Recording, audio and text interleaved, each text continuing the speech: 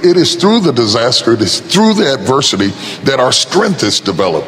If everything went the way you wanted it to go, you wouldn't have anything to exercise by. It's a gymnasium of life where you get the workout, the resistance, and you find out things about yourself that you didn't know. I'm stronger than I thought I was. I'm tougher than what I thought I was. I'm more resilient than I thought I was. And that self-respect stops you from being at the mercy of other people to validate you, to make you feel good about who you are.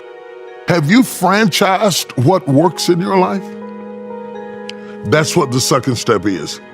So many people become fruitful and they say, this is working and I've done this and I've accomplished this, but I'm not fulfilled at it anymore and I'm frustrated and I wonder why I feel the way I do. The reason you do, because you haven't taken the second step.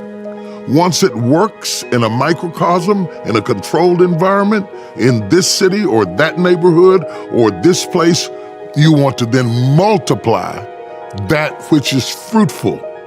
You want to terminate that which is not. You have to carve out a niche in the earth for yourself and be creative. You must realize that we were created by a creator who created us in his likeness and in his image. And if our creator is a creator, then I have to be creative. Who's had some pains? Who's had some tests? Who's got some creative ideas, but you've gone through some really tough stuff? Let me tell you something, the stuff you've been through, don't pay it any attention. Since we're talking about business, we're talking about money, you can't be tribal and be a global thinker at the same time. The reason money is called currency is that it needs to be able to flow. And the issue is, do you have a vision that flows beyond people who look like you, dress like you, and vote like you? And if you're gonna do business, you can't do segregated business and do it well. If you've got a product that you believe in, or a message that you believe in, or a movie that you believe in, or whatever it is, you want to reach the broadest amount of people. And most people think tribally. All of their relationships, their contacts, their associates are tribal, and you block the ability to succeed when you block the ability to communicate beyond your tribe. Life demands that you pick up the pace. If you don't pick up the pace, you're gonna be left behind. I'm amazed at the people that lack the flexibility to pick up the pace. They just get in a rut. I stroll down here and I'm gonna stroll back. I'm gonna stroll over here. I'm gonna stroll over there. One of the most amazing things about the disaster at Malaysia is that when it happened, everybody had to pick up the pace. All the news media had to pick up the pace. They were booking night flights and flying over here and flying over there. Somebody had to work overtime, won't be home for 3 days, typing in the middle of the night, research going on, because when something happens, everybody gotta pick up the pace. Don't stop at where you are as if it were the destination, when in fact, in reality, it may be the transportation that brings you into that thing you were created to. The fifth thing that I really ascribe to is balance work with play. You can't do all of either one and be successful. And to those whom much is given, much is required. And if you work really hard and you're a really diligent person, make sure that you do some play to balance your life out. If you play real hard but you don't work very much, you're gonna be fun, but you're gonna be hungry. You know what I'm saying? You gotta balance work with play. You have to balance that with your children. If you're always a disciplinarian, your daddy gonna get you when you get home. I don't wanna always be the police in the house. Yeah. I wanna be the fun guy sometimes. Balancing work with play, called this not only for you to be holistic, but for people to get a better perspective of who you are. I get on my Instagram and I put crazy stuff. My kids die. I just yesterday, I put me sweating in the gym saying they said it's gonna be fun, but it hadn't gotten fun yet. You know, you know, to let people know that everything is not serious every day. That's too much pressure. We've got way too much pressure on us to be the people we were created to be. Listen clearly.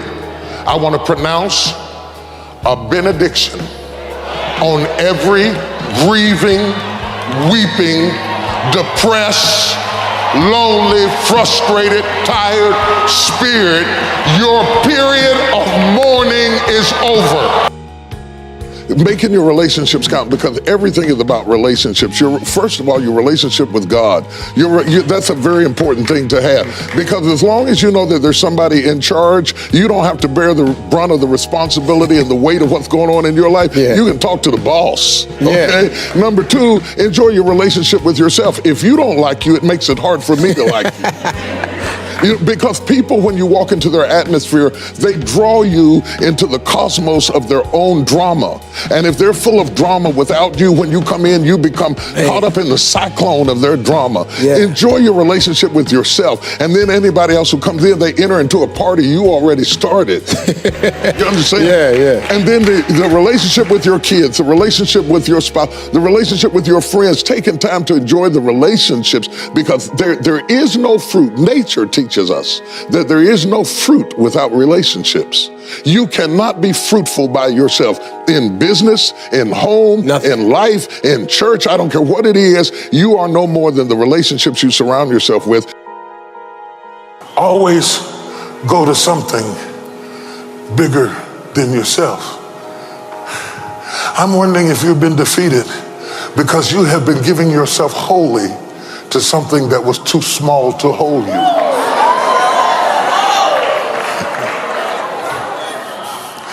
Have you thrust yourself into a glass of water?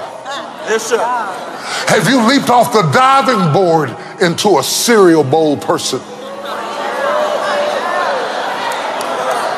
Are you not guilty of immersing yourself into things that were too small to hold your vision?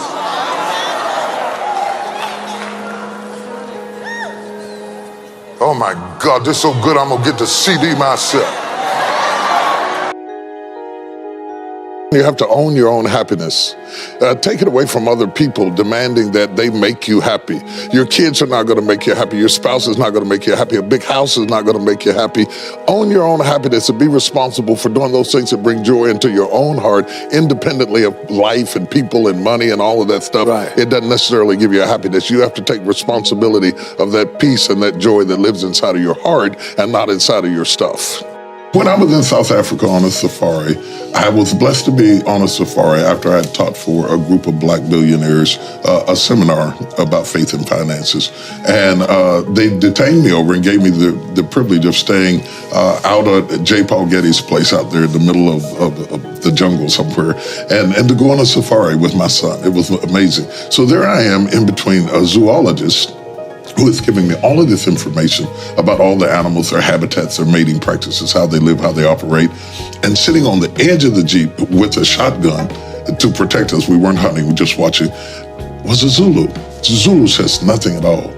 The zoologist explains all the animals, and we visit all the different places and see a lot of the animals, but we had not found the elephant. He explained the elephant, but he could not find it. Finally, the Zulu stood up and he put his finger in the air and he pointed up. He said, "The elephant is over there." When he said it to me, my head exploded, Larry. It exploded because all of a sudden I realized I'm sitting between intellect and instinct. Intellect can describe it, but only instinct can find it. And from the premise of that ideology, I begin to go back through all of my life and begin to see not only me, but others, how if they position themselves between intellect and instinct and know when to yield to which one, that next big thing, whether it's an elephant, an entrepreneurial pursuit, or raising a family, it is simply over there if you follow your instinct.